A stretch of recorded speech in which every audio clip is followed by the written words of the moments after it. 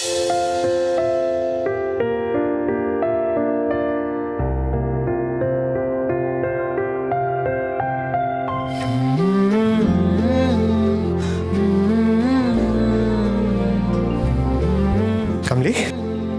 ಅಪ್ಪಯ್ಯ ಬನ್ನಿ ಅಪ್ಪಯ್ಯ ಕುತ್ಕೊಳ್ಳಿ. ಎಲ್ಲಿ ನಿಮ್ಮಮ್ಮ ಬರ್ಲಿಲ್ಲ? ಇಲ್ವಲ್ಲ, ಅವನ್ ನಡ್ಕೊಂಡ್ ಬಂದ್ರ ಅಪ್ಪಯ್ಯ? ಇಲ್ಲ, ನಿನ್ನ ಹತ್ರನೇ ಮಾತಾಡ್ಬೇಕಿತ್ತು. ಗೌರಿ ನಿನಗೆ ದೃಷ್ಟಿ ತೆಗಿತೀನಿ ಅಂತ ಬಂದಿದ್ದಾಳೆ ಅನ್ಕೊಂಡೆ. ಅಪ್ಪಯ್ಯ ದೃಷ್ಟಿನ ಯವ್ವಂಗೆ ಎಲ್ಲ ಎಸೆದಾಗೂ ದೃಷ್ಟಿ ತೆಗಿನಿಲ್ಲ ಅಂದ್ರೆ ಸಮಾಧಾನ ಆಗಕ್ಕೆ ಇಲ್ಲ. ಕಬಡ್ಡಿಯಾಗ ಗೆದ್ರು ದೃಷ್ಟಿ, ಒಳ್ಳೆ ಮಾರ್ಕ್ಸ್ ತೆಗೆದ್ರು ದೃಷ್ಟಿ, ಸೀನುದ್ರು ದೃಷ್ಟಿ, ಇನ್ನು ಯಾರನ್ನ ಮಗಳು ಸೆಂದಗವಳೆ ಅಂದ್ರೆ ಅದಕ್ಕೂ ದೃಷ್ಟಿನೇ ಅಪ್ಪಯ್ಯ.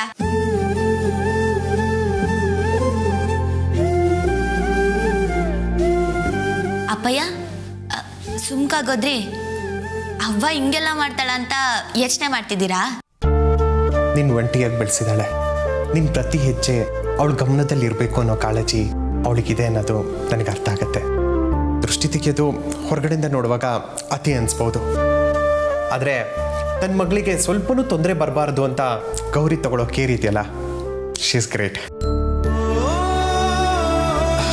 ಸಾರಿ ಕಮಲಿ, ಸ್ವಲ್ಪ ಎಮೋಷ್ನಲ್ ಆಗಿ ಮಾತಾಡ್ಬಿಟ್ಟೆ ಅಲ್ವಾ? ಅಪ್ಪಯ್ಯ ನೀವು ಅವನ ಬಗ್ಗೆ ಮಾತಾಡ್ಬೇಕಾದ್ರೆಲ್ಲ ಹಿಂಗೆ ಮಾತಾಡ್ತೀರಾ, ಅದಕ್ಕೆ ಹೊಸಿ ತಮಾಷೆಯಾಗಿ ಮಾತಾಡೋಮ ಅಂತ ಹಂಗಂದೆ. ಆದ್ರೂ ಅವನ್ ಯಾಕೆ ನಿಮ್ಮ ಮನ್ಸಾಗಿರೋದು ನಿಜವಾದ ಪ್ರೀತಿ ಅಪ್ಪಯ್ಯ, ಅದನ್ನ ನಿಮ್ಮಿಂದ ಮುಚ್ಚಿಡಕ್ ಆಗಕ್ಕಿಲ್ಲ. ನಿಮ್ಮ ಮನೆಯಿಂದನೂ ಅಷ್ಟೇ. ಅಪ್ಪಯ್ಯ ಏನೋ ಮಾತಾಡ್ಬೇಕು ಅಂತ ಬಂದ್ರಲ್ಲ, ಏನದು? ನಿನ್ನ ಮತ್ತೆ ಋಷಿ ಎಂಗೇಜ್ಮೆಂಟ್ ಬಗ್ಗೆ. ಈಗ ಪರಿಸ್ಥಿತಿ ಹೇಗಿದೆ ಅಂತ ನಿನ್ಗೆ ಗೊತ್ತಲ್ಲ ಪುಟ್ಟ, ಅದಕ್ಕೆ ಎಂಗೇಜ್ಮೆಂಟ್ನ ಗ್ರ್ಯಾಂಡ್ ಆಗಿಲ್ದೆ ಸಿಂಪಲ್ ಆಗಿ ಮಾಡೋಣ ಅಂತ. ಅವ ಮಾರವ, ನಿನ್ ಶಕ್ತಿನೋ ಶಕ್ತಿ. ನನ್ ಮನ್ಸಾಗಿರೋದ್ನ ಅಪ್ಪನ ತಲೆ ಒಳಗೆ ಹಾಕಿ ಅವರೇ ಬಂದು ನನ್ನ ತಾವ ಮಾತಾಡಂಗ್ ಮಾಡ್ದಲ್ಲ, ಸೂಪರ್ ಮಾರವ ನೀನು. ಏನಾಯ್ತು ಕಮಲಿ? ಅಪ್ಪಯ್ಯ ಇದನ್ನ ನಾನೇ ನಿಮ್ ತಾವ ಬಂದು ಮಾತಾಡ್ಬೇಕು ಅನ್ಕೊಂಡಿದ್ದೆ, ಆದ್ರೆ ಎಲ್ಲಿ ನೀವು ಮತ್ತೆ ಅಜ್ಜಿ ಒಪ್ಪಕ್ಕಿಲ್ವೇನೋ ಅಂತ ದಿಗ್ಲಾಗಿತ್ತು. ನಾವ್ಯಾಕೆ ಒಪ್ಪಲ್ಲ? ಏಟೆ ಆದ್ರೂ ಮಹಾಜನ್ ಮನೆಗೆ ಅದ್ರದಾದ ಗೌರವ ಐತೆ. ಮನ್ಯಾಗ ನಡೀತಿರೋ ಮೊದಲನೇ ಸಂಭ್ರಮ, ಸ್ಯಾನೆ ಜನ ಬರ್ತಾರೆ. ಸಿಂಪಲ್ ಆಗಿ ಮಾಡಿದ್ರೆ ಹೆಂಗೆ ಅಂತ ನೀವು ಪ್ರಶ್ನೆ ಮಾಡ್ತೀರೇನೋ ಅಂತ ಅನ್ಕೊಂಡಿದ್ದೆ. ಥ್ಯಾಂಕ್ಸ್ ಅಪ್ಪಯ್ಯ. ಅಪ್ಪಯ್ಯ ಇದಕ್ಕೆ ಅಜ್ಜಿನೂ ಓಕೆ ಅಂದವ್ರ? ಅಪ್ಪಯ್ಯ ನನಗೆ ಇದರಿಂದ ಯಾವುದೇ ಬೇಸರ ಇಲ್ಲ ಅಪ್ಪಯ್ಯ. ಶುಭ ಕಾರ್ಯಕ್ಕೆ ಆಡಂಬರಕ್ಕಿಂತ ಅಕ್ರೆ ಮುಖ್ಯ. ನಮ್ಮನ್ನ ಇಷ್ಟಪಡೋರು 4 ಜನ ನಮ್ಮ ಸುತ್ತಲೂ ಇದ್ರೆ ಸಾಕು. ಸಾಮಾನ್ಯ ಭೇಟಿನೂ ಸಂಭ್ರಮನೇ ಐತೈತೆ ಅಪ್ಪಯ್ಯ. ಅದ್ರಾಗೆ ಉಳ್ಸೋ ದುಡ್ಡನ್ನ ಈಗ ಕರೋನಾಯಿಂದ ಏಟೋ ಜನ ಕಷ್ಟಪಡ್ತಾವ್ರಲ್ಲ, ಅವ್ರಿಗೆ ಕೊಟ್ಟು ಸಹಾಯ ಮಾಡೋಣ ಅಪ್ಪಯ್ಯ. ಇಂಥ ಸಮಯದಾಗೆ ಒಬ್ರಿಗೊಬ್ರು ಕೈ ಜೋಡಿಸಿದ್ರೆ ಇರೋ ಸಂಬಂಧ ಕೊನೆ ತನಕ ಗಟ್ಟಿ ಆಯ್ತೈತೆ. ನಿಜ ಕಣಮ್ಮ. ಈ ಕೊರೋನಾ ಇಶ್ಯೂ ಮುಗಿಯೋವರೆಗೂ ಅಪ್ಪ ಅಮ್ಮ ಉರ್ಮಿಳಾ ಸಿಟಿಲಿ ಇರೋದು ಬೇಡ ಅಂತ ಡಿಸೈಡ್ ಮಾಡಿದ್ದೀವಿ. ಗೆಸ್ಟ್ ಹೌಸಲ್ಲಿ ಉಳ್ಕೊಂಡಿದ್ದಾರೆ. ಅಪ್ಪ ಅಮ್ಮನ ನೋಡ್ಕೊಳ್ಳೋದಕ್ಕೆ ಉರ್ಮಿಳಾ ಅವಳ ಜೊತೆ ಇರ್ತಾರೆ. ನಮ್ಮಂಥವ್ರು ಉಳ್ಕೊಳ್ಳೋದಕ್ಕೆ ಏನೋ ಜಾಗ ಇದೆ. ಏನೂ ಇಳ್ದಲೇ ಇರೋರು ಏನು ಮಾಡ್ತಾರೋ ಏನೋ. ಅಪ್ಪಯ್ಯ ಎಲ್ಲ ಒಳ್ಳೇದಾಯ್ತೈತೆ ಅಪ್ಪಯ್ಯ.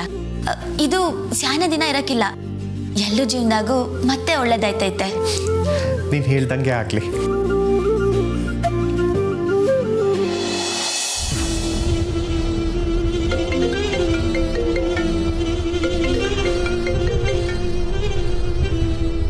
ಹಲೋ, ಮೊದಲು ವಿಷಯ ಹೇಳು. ವಾಟ್? ಲೂಡೋನಾ? ಫೋನ್ ಇಡೆ ಇಡಿಯಟ್. ನನ್ನ ಲೈಫೇ ದಿಕ್ಕಿಲ್ದೆ ಓಡ್ತಿದ್ದೆ, ಲೂಡೋ ಬೇರೆ ಆಡ್ಬೇಕಂತೆ.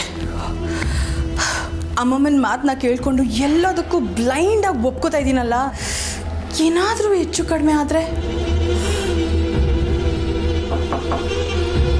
ಅಮ್ಮಮ್ಮ,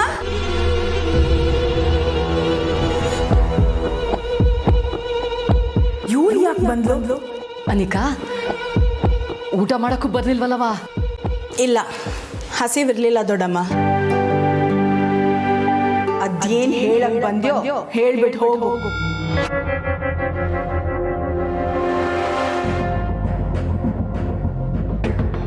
ಹಿಂಗಾಯ್ತು ಅಂತವಾ ನಿನಗೇನು ಬೇಸರ ಇಲ್ಲ ಅಲ್ವಾ ಅನಿಕಾ? ಮತ್ತೆ ಮೊದಲಿಂದ ಪ್ರಶ್ನೆ ಮಾಡ್ತಿದ್ದಾಳಲ್ಲ. ಅಂದರೆ ನೀನು ಹುಡ್ಗನ್ ನೋಡೋಕ್ಕೆ ಒಪ್ಕಮ್ಯಾಕೆ ಈ ಲಾಕ್ಡೌನು ಕೊರೋನಾ ಅಂತವಾ? ಅಯ್ಯೋ, ಅದ್ರ ಬಗ್ಗೆ ಏನು ಬೇಜಾರಿಲ್ಲ ದೊಡ್ಡಮ್ಮ. ಆಗೋದೆಲ್ಲ ಒಳ್ಳೇದಕ್ಕೆ ಅಲ್ವಾ? ಆದ್ರೂ ಶುಭ ಕಾರ್ಯನ ಬಿರ್ನು ಮಾಡಿ ಮುಗಿಸ್ಬೇಕು ಅಂತ ಹಿರಿಯರು ಹೇಳ್ತಾರೆ.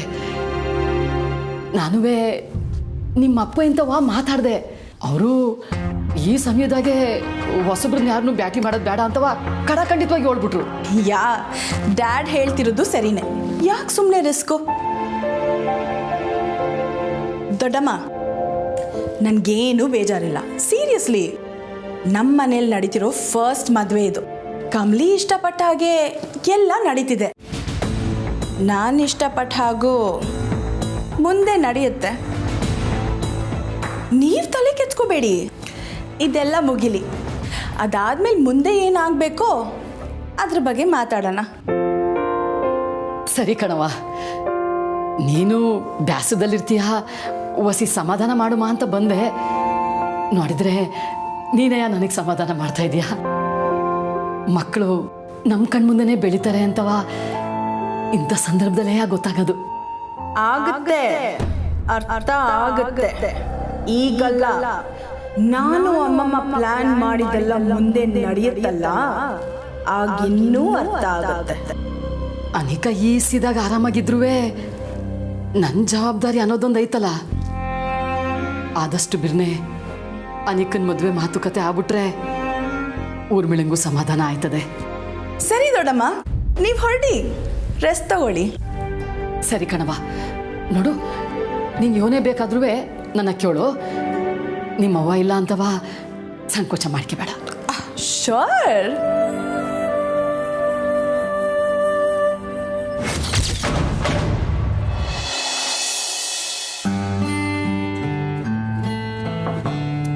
ಏನಪ್ಪ ಮದುಮಗ, ಒಳಗೆ ಬರ್ಬೋದಾ?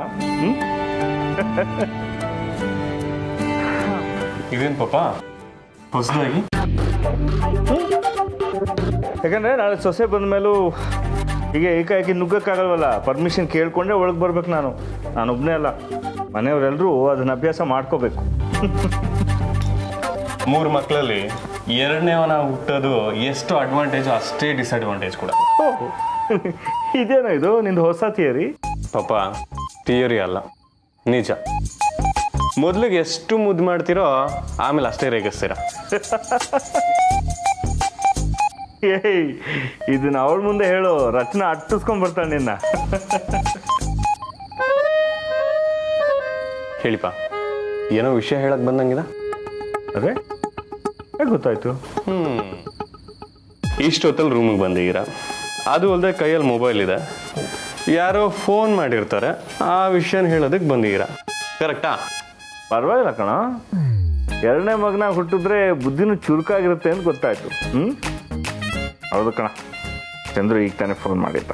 ಚಂದ್ರು ಅಂಕಲ ಏನಂತೆ? ಅದೇ ಅವನು ನಿಮ್ಮಿಬ್ಬರು ನಿಶ್ಚಿತಾರ್ಥನ ಅವ್ರ ಗೆಸ್ಟ್ ಹೌಸಲ್ಲಿ ಸಿಂಪಲಾಗಿ ಮಾಡಿ ಮುಗಿಸ್ಬೇಕು ಅಂತ ಇದ್ದಾನಂತೆ. ಅವ್ನು ಮುಖ್ಯವಾಗಿ ಫೋನ್ ಮಾಡಿದ್ದು ನಿನ್ನ ಪರ್ಮಿಷನ್ ತೊಗೊಳೋದಕ್ಕೆ. ನಿನ್ನ ಪರ್ಮಿಷನ್ ತೊಗೊಂಡೆ ಮುಂದೆ ನಿರ್ಧಾರ ಕೈಗೊಳ್ಳೋದು ಅಂತ ಹೇಳ್ತಾ ಇದ್ದ. ಇದರಲ್ಲಿ ಪರ್ಮಿಷನ್ ಕೇಳೋದಕ್ಕೆ ಏನಿದೆಪ್ಪ? ಕಮಲಿಯವ್ರ ಹತ್ರ ಮಾತಾಡಿದ್ರೆ ಅವರೇ ಹೇಳಿರೋರು ನನ್ನ ನಿರ್ಧಾರನು. ನಾವು ಯಾವತ್ತೂ ಆಡಂಬರವಾಗಿ ಮದುವೆ ಆಗಬೇಕು ಅಂತ ಆಸೆ ಪಡಲೇ ಇಲ್ಲಪ್ಪ. ನಮಗೆ ಬೇಕಾದವರು, ಮನಸಾರೆ ಆಶೀರ್ವಾದ ಮಾಡೋರು, 4 ಜನ ನಮ್ಮ ಸುತ್ತಮುತ್ತ ಇರಬೇಕು ಅನ್ನೋ ಆಸೆನೇ ನಂದು ಕಮಲಿ ಅವ್ರದ್ದು. ಇನ್ನೂ ಹೇಳಬೇಕು ಅಂದರೆ ಇದಕ್ಕೆ ಖರ್ಚು ಮಾಡೋ ದುಡ್ಡನ್ನ ಉಳಿಸಿ ಈಗ ಕಷ್ಟಪಡ್ತೀಯಾರಲ್ಲ, ಅವ್ರು ಕೊಟ್ಟಕ್ಕೆ ಸಹಾಯ ಮಾಡಬೇಕಪ್ಪ. ಆಡಂಬರಕ್ಕಿಂತ ಅಕ್ಕರೆ ದೊಡ್ಡದು. ಸಹಾಯ ಮಾಡಿದ್ರೆ ಸಂಬಂಧಗಳು ದೊಡ್ಡದಾಗತ್ತೆ, ಗಟ್ಟಿಯಾಗತ್ತೆ. ಸೂಪರ್. ಅಂದರೆ ನಾನು ಇಲ್ಲಿಗೆ ಬರೋ ಗ್ಯಾಪಲ್ಲಿ ಕಮಲಿ ನಿಂಗೆ ಫೋನ್ ಮಾಡಿದ್ಲು ಅಂತ ಆಯಿತು. ಕಮಲಿಯವರ ಇಲ್ವಲ್ಲ, ಯಾಕಪ್ಪ? ಮತ್ತೆ ಒಳ್ಳೆ ಮಾತು ಅಚ್ಚೊಚ್ಚದಾಗಿ ಹೇಳ್ತಾ ಇದೆಯಲ್ಲೋ, ಅದೇ ಮಾತುಗಳು. ಅಂದ್ರೆ ಈಗ ಚಂದ್ರು ಫೋನ್ ಮಾಡಿದಾಗ ನೀನು ಹೇಳಿದ ಮಾತುಗಳನ್ನೇ ಕಮಲಿನೂ ಹೇಳಿದ್ಲು ಅಂತ ಹೇಳ್ದ.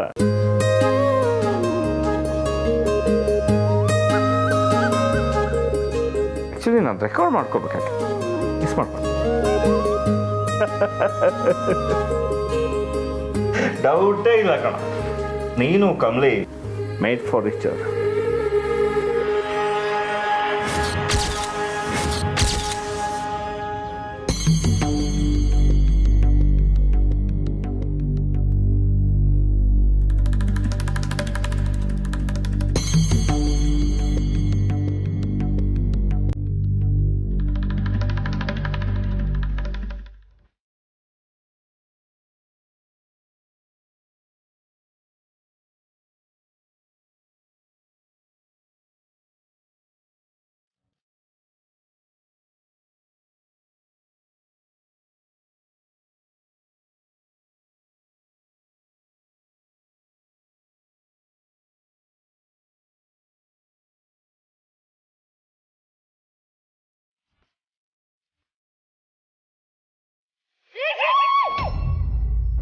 ಮಾ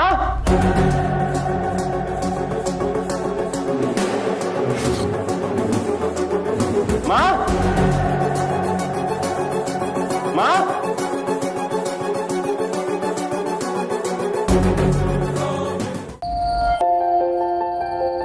ನಾನು ದೃಷ್ಟಿ ತೆಗಿತೀನಿ ಅಂತ ಹೇಳಿ ಎಲ್ಲೋದ್ಲಿ ಅವ್ವ, ಕಾಣ್ತಾನೆ ಇಲ್ವಲ್ಲ.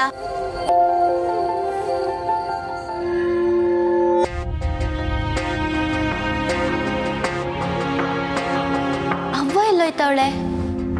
ಬಾಗ್ಲಾಕಂಬರಕ್ಕೆ ಹೋಗಿರ್ಬೇಕು. ನಾನು ಅವಳ ಹಿಂದೆನೆ ಹೋಗಿ ಅವಳನ್ನ ಎದುರಿಸ್ತೀನಿ.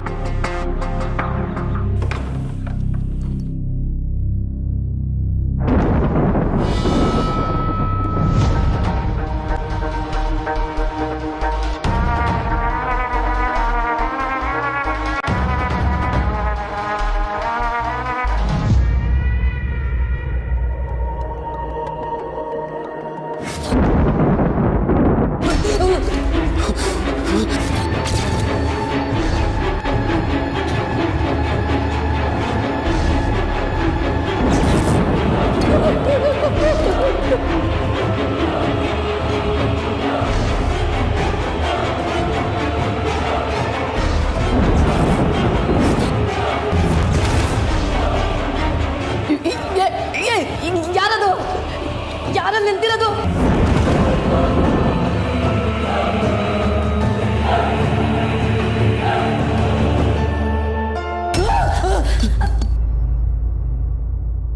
ಅವ್ವ ಏನಾಯ್ತವ?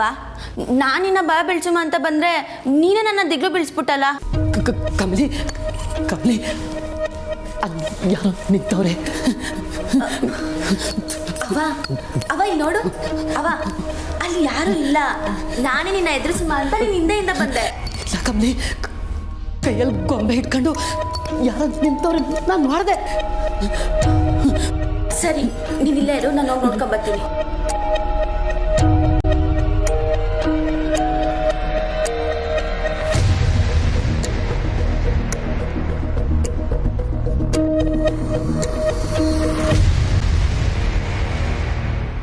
ಅವ್ವ ಯಾರು ಇಲ್ವಲ್ಲವ?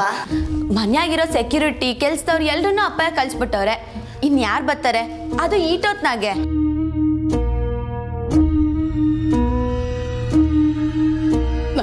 ನೋಡ್ದೆ ಕಮಲಿ, ಯಾರು ಇದ್ರು. ಅವ್ವ ನೀನು ಯಾವ್ದೋ ಎಚ್ಚದಾಗೆ ಹಿಂಗ್ ಆಡ್ತಿದ್ಯಾ ಅನ್ಸ್ತೈತೆ. ಈಗ ತಾನೇ ಅಪ್ಪ ಅಂತವ ನನ್ನ ಅವ್ವ ಏಟ್ ಧೈರ್ಯವಂತೆ ಅಂತೆಲ್ಲ ಏಳ್ ಬಂದೆ. ಈಗ ನೀನ್ ನೋಡಿದ್ರೆ ಹಿಂಗೆಲ್ಲ ಆಡ್ತೀಯ. ಈ ನಿಂಗೆ ಬೇರೆ ಎಲ್ಲೋದ್ಲು. ಬಾರವ ಬಾರವ ನೀನು. ಇಲ್ಲ ಇಲ್ಲ ಕಮಲಿ, ಅಲ್ಲಿ ಯಾರೋ ನಿಂತವ್ರೆ ಕಮಲಿ. ಅವ್ವ ಬಾಕ್ಲ ಹಾಕಿದ್ಯಾ ತಾನೆ, ಏನಾಗಕ್ಕಿಲ್ಲ, ಸುಮ್ಕೆ ಬಾ ಬಾ.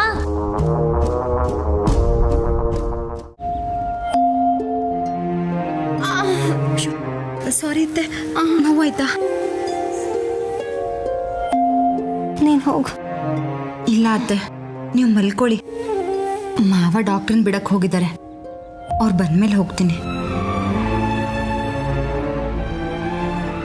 ಅದಕ್ಕೆ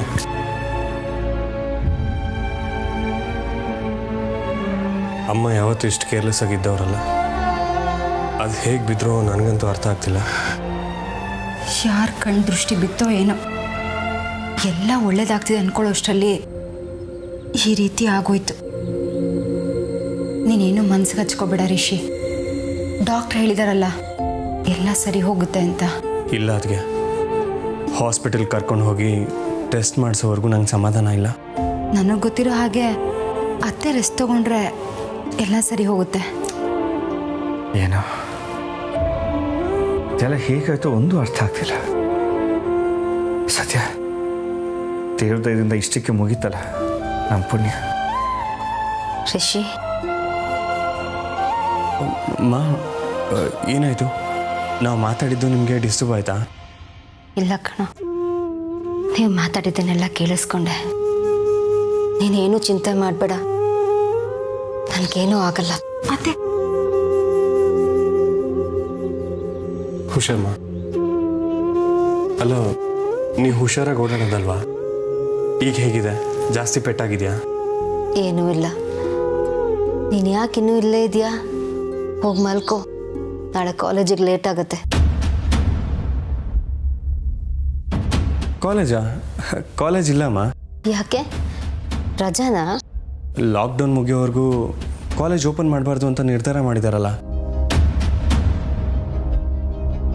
ಲಾಕ್ಡೌನಾ? ಯಾಕೆ?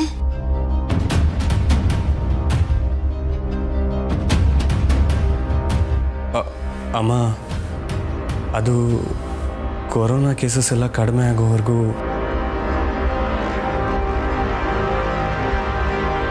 ಅಮ್ಮ, ಇವತ್ತು ನಾವು ಎಲ್ಲಿಗೆ ಹೋಗಿದ್ವಿ ಅಂತ ನೆನಪಿದ್ಯಾ? ಹಾಂ, ಇವತ್ತು ನಾನು ಆಫೀಸಿಗೆ ಹೋಗಿದ್ದೆ.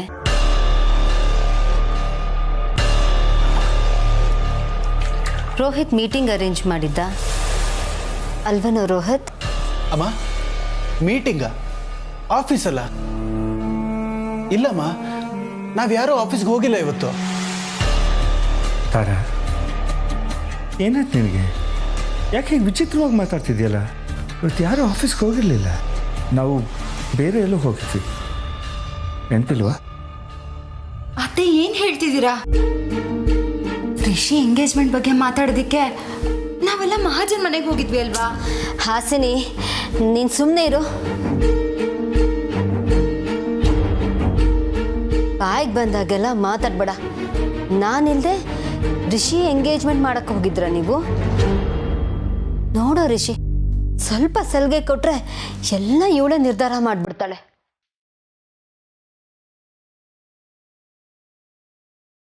ಸದ್ಯ ಈಗಷ್ಟೇ ನಮ್ಮ ರಿಷಿ ಕಮಲಿಯಿಂದ ದೂರ ಆಗಿ ನೆಮ್ಮದಿಯಾಗಿದ್ದಾನೆ.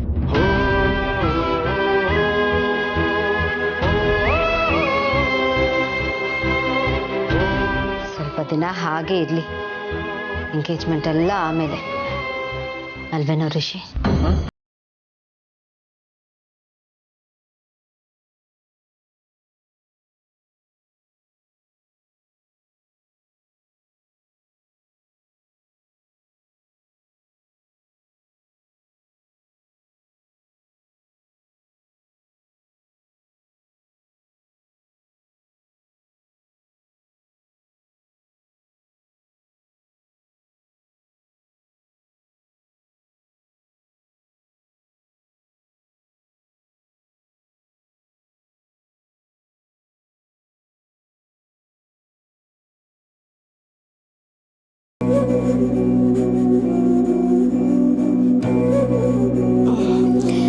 ನಂಗೆ ಯಾಕೋ ತಲೆನೋವಾಗ್ತದೆ, ಮಲ್ಕೋತೀನಿ ಕಣ.